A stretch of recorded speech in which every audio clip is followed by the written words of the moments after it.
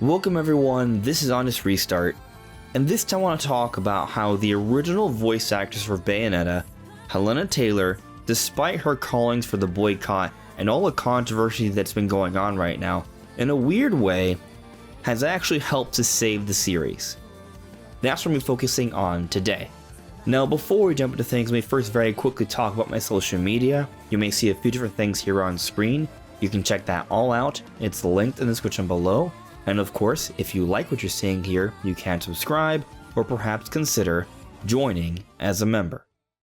So to be clear here, I'm not trying to say that everything that Hellena Taylor has said and done over the last few weeks is something I'm in support of. Quite the contrary, actually. I don't support a lot of things that Hellena Taylor has been doing, such as lying and calling for a boycott of a game worked by hundreds for years. Don't think that's fair. But what I'm getting at here is that despite her efforts, she's done the opposite. Instead of dragging down the series with her, she's done things to help it, which I find to be quite ironic, which is why we're talking about it today. I'm sure you guys have heard about all the news over the last few weeks, but I'm going to quickly summarize it here for context. We initially got a set of videos from Hellena Taylor calling for a boycott of Bayonetta 3 because she was only offered $4,000 to do the entire project, which by the way would take about 20 or so hours of work. And she also insulted Jennifer Hale, the current voice actress for the game. She tried to dress it up, but it was kind of like a backhanded comment. Later on, Hideki Kamiya reacted a little weird on Twitter, but not really too out of character for Hideki Kamiya. He went on a blocking spree, he called her a liar, and that was that. Then we got a report from Bloomberg, which was also corroborated by Video Games Chronicle. Basically, Jason Schreier came out with a report saying Hellena Taylor was actually offered more than just $4,000. She was offered somewhere between $15,000 to $20,000 for 5 to 6 sessions. And when those negotiations fell through, she was eventually offered a $4,000 role to do a cameo, just a few short, quick lines, not 20 hours of work, far less, perhaps just a small handful, if even that. And apparently she wanted something in the 6 figures with residuals. So after this, most people bought into it because Bloomberg is a reputable site, Video Games Chronicle is a reputable site. They had sources, they said they actually saw documentation. So most people bought into this at this point, and it also kind of made sense because based off the initial videos from Hellena Taylor, there was some things that were weird about it, calling for a boycott of the game, the timing of it right before the release of the game, dragging down another voice actress in Jennifer Hale, who's very well respected and been doing work for years, unlike Hellena Taylor, who hasn't done anything since 2014. It was all very peculiar. Well, Hellena Taylor came out and basically confirmed the reports, even though she was trying to do the opposite. So let's go ahead and read that very quick here, and I'll break it down, and then I'll get into how this all means Hellena Taylor actually saved the series. It has come to my attention that some people are calling me a liar, a gold digger. I feel the need to defend myself and my reputation in the industry. First off, right off the bat there, she intentionally broke NDA. So what type of reputation in the industry are you trying to protect? You broke NDA. So that right there is already kind of like, okay, that's kind of weird, but let's move on. As I posted on part 3 of my video thread, I explained that their first offer was too low. The offer was $10,000 total. Remember, this is a $450 million franchise, not counting merchandise, and then wrote in Japanese to Hideki Kamiya asking for what I was worth. So before I continue on, I just want to say, the series is not a $450 million franchise. She keeps throwing that number out there. It's just not feasible. This is not a super successful game. And this is where I think part of the problems come in. She expected a lot of money. I think she believed, this is my own personal conjecture, I could be wrong here, this is not me just stating facts, I'm giving you my opinion. My opinion is, I don't think she understands how big the Bayonetta franchise is. It's not. It's being developed by Platinum Games. Platinum Games is not owned by a big publisher. They have to get funded by a big publisher. The initial Bayonetta came out on Xbox and PlayStation, and it did not perform really well. It did not get enough funds to just greenlight a sequel just like that. No publisher wanted to fund it. Sega was not going to support it enough for there to be a Bayonetta 2. But Nintendo came in and funded Bayonetta 2 because they thought it would be a good idea. They struggled there. Platinum Games has had Kickstarters to get funding for games. They're not the kind of studio that has a ridiculous amount of money that can just do all these crazy things. They're not like a giant big budget studio. Whoever thinks that doesn't understand what Platinum Games is. And here Hellena Taylor is pulling out this random number that's not even possible based off the amount of sales the Bayonetta series has had. So I don't know where she's pulling it from. I don't know if she's somehow like conflating the success of Smash Brothers with Bayonetta. She somehow thinks that Bayonetta, because she's in Smash Brothers, must be such a huge franchise. It's important, but I'm not saying Bayonetta is like nothing, but it's definitely not really considered a big series. It's a niche series. So with that in mind, let's continue on here. She wrote to Kamiya, and she continue on here saying, I thought that as a creative, he would understand. He replied saying how much he valued my contribution to the game and how much the fans wanted me to voice the game. I was then offered an extra $5,000.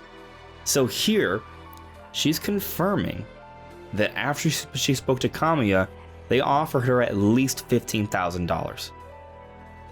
For the record, I don't necessarily believe everything she's saying here because she's already shown that she's dishonest. So I take everything she says with an additional grain of salt. But let's continue on. So, I declined to voice the game. I then heard nothing from them for 11 months. They then offered me a flat fee to voice some lines for $4,000. Any other lies, such as $4,000 for 5 sessions, are total fabrications. We heard $15,000 to $20,000 for 5 to 6 sessions. So $15,000, $3,000 for 5 sessions is actually in line with what the report said, and here she's sort of picking and choosing numbers to make it seem more dishonest. Not to mention, in her video, she literally said she was offered $4,000 for the entire project, flat fee. That's a lie. They offered her $4,000 after she was asking a ridiculous amount of money. Months later, because they still want her to be involved with the project, they went the extra mile to try to get her involved in some way. They were going to give her $4,000 for a cameo. That actually seems like a pretty nice deal to me. So despite all of that, she still said no. She wasn't even down for that. She was too insulted by it. So the next thing she says here, there were not extensive negotiations. I've also been informed of ridiculous fiction such as I asked for $250,000. I am a team player. I was just asking for a fair living wage in line with the value that I bring to this game. So, publicly at least, there was nothing out there that said she was asking for $250,000. She's pulling this number out of seemingly thin air. Maybe that's what was said behind the scenes, I don't know. All was said was 6 figures. When I heard 6 figures, what I believed she meant was somewhere around $100,000, which is still way more than what Platinum Games is willing to offer. But by the way, $100,000 is way more than any studio is probably going to offer, even bigger budget games as far as I understand. What they offered her, $15,000 to $20,000, is way above industry rates by a sizable margin. This isn't like a cheap thing that they offered her. They didn't offer a meager amount of money. She wanted way more. And in her mind, she thinks that Bayonetta is a huge franchise, which it is not. It is not a $40 to $50 million franchise, as she keeps saying without backing it up at all.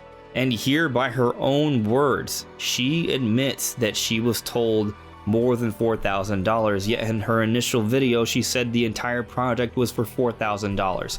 So she lied.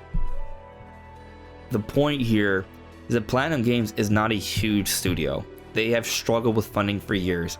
Bayonetta is a niche series that is not a $450 million franchise, and they still gave you and offered you way more than industry rates, and then upped it significantly. They were initially offered $10,000, and then they offered an additional $5,000. You said no and expected something in the 6 figures apparently, and then you lied about it. That's inappropriate, I think. But this is where it's kind of interesting how it's all come together. Because she called for a boycott of the game. She stirred up this controversy, created a whole bunch of discussion. Hopefully some of that discussion proves to be productive for voice actors that are underpaid, because that is important. And that's part of the reason why this became such an issue, because we thought Platinum Games was underpaying Hellena Taylor. Not the case. But also with this boycott, some people canceled their pre-orders, but what we found was even more people were pre-ordering the game. The game was rising up the lists on the Amazon charts. We've even seen it rise up on the list on the eShop charts. Bayonetta is looking to have a more successful launch than previous Bayonettas. And recently, we just got reviews from Bayonetta 3, and according to Metacritic, it's at an 89 last I checked, which is right in line with previous games.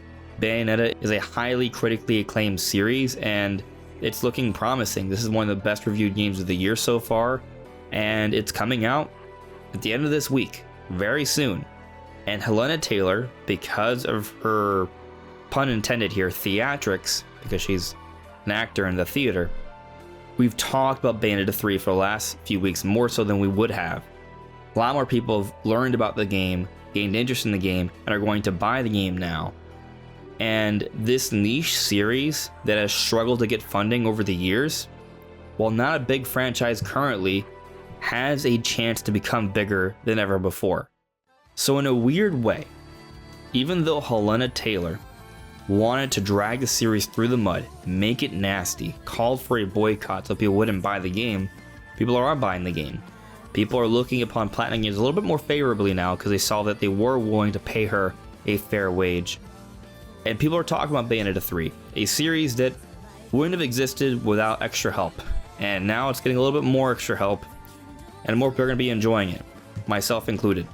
So, ironically, Hellena Taylor has helped to save Bayonetta 3, which I think is pretty cool. It's unfortunate that things have happened the way they have. I'm sure she's dealing with a lot of issues right now. She's mentioned that she struggled with mental health. I hope she finds a way to get better. I hope she finds consistent work. But I also think that the series that she helped in the beginning is on a good path, and that's exciting. But what do you guys think? Let me know in the comments below. This is Honest Restart. Thank you so much for listening and watching, and I'll see you all really soon. Take care.